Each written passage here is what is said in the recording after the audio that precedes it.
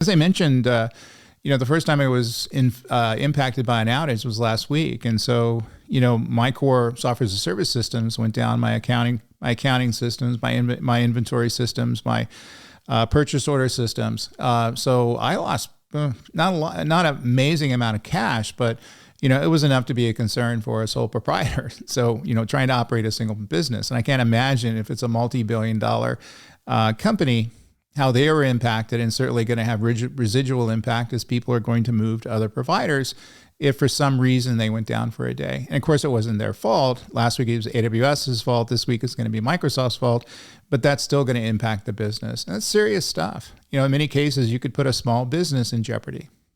So what about the lessons we learned from this? Well, Microsoft responded quickly by identifying the issue, freezing further changes, and deploying a rollback strategy. Okay, it's good after the fact.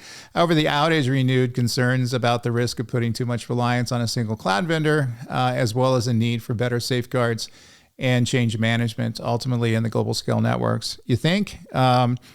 So this is too little too late. In other words, they're not thinking about the ability to have reliability built into the system with redundancy until after something occurs. Now, what surprises me is they're really, if you look at the history of the cloud, it's around for, 13, 15 years, depending on when you consider cloud computing started, we haven't had a lot of outages. We've had a few that came through and they were fairly well covered, things like that, but it's fairly reliable. It wasn't just until recently, the last year or so, we've gotten an amazing number of systems that have crippled their customers and crippled the supply chain.